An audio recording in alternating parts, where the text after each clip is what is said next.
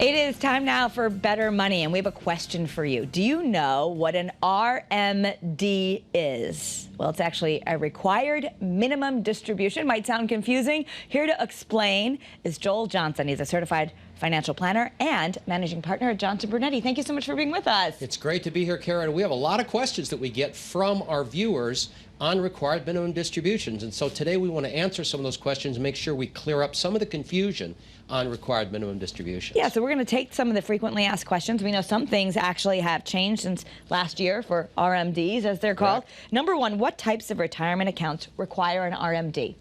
Most retirement accounts require an RMD. Now, if you have a Roth IRA or if you have Roth money in a 401k, you've already paid taxes on that money, and so you probably don't have to take an RMD. In fact, you don't have to take an RMD out of that money. Sometimes in the 401k, though, you have to separate the money out. So it's a little confusing when you look at your statement. But if you have Roth accounts, no RMD required.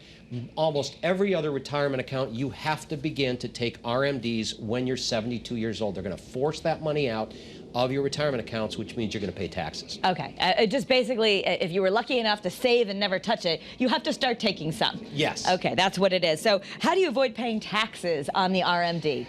It's almost impossible. Okay, so that's part of life. Yeah, what you want to do is before you get forced to take the RMD, maybe in your 60s, you want to get control or have a plan for that RMD. Don't just, go full face into the age where you have to take the RMD and not have a plan for it, because you might want to freeze the growth of your retirement accounts by starting to take money out before you have to. Okay. And that way it minimizes a tax problem. It also has to do with who's that money for. If you hope to pass it on, sometimes it's good to convert some of that RMD over to a Roth. Okay.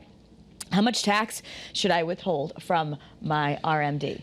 Obviously, this depends on your tax bracket. It depends on your total earnings, but you always want to withhold some tax. It's just better not to have to write that check to the IRS. A general rule for most of our clients who are upper middle class would be withhold 20% from the federal government, and also the minimum for the state now is 7%, unless you kind of jump through some hoops. Okay, and what happens if you just don't take the RMD? There's a big penalty. Okay. So what's going to happen is you have to then take out the RMD, plus there's a 50% penalty on what you should have taken out.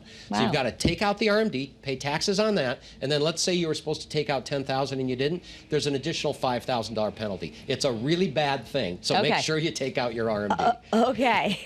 So you got to follow the rules. You want to learn more about the rules? Joel has a free offer for you. It's called The Money Map. It's a book that you've put together to help people live a better life when it comes to money. And this is free if you just go to bettermoneytv.com. Okay, so visit bettermoneytv.com and you can give this book out to people for free. Absolutely, and it's not just about RMDs, it's about all-around financial planning for retirement. So it's a great resource for people. Written a lot from your personal experience. Yes, and some it of the wisdom handed down to you from your grandfather right now. And some of the mistakes I've made. Yeah, okay. So the offer's free and you can get it right now. Joel, thank you so much for being with us. Thanks, Kara. That's Better Money.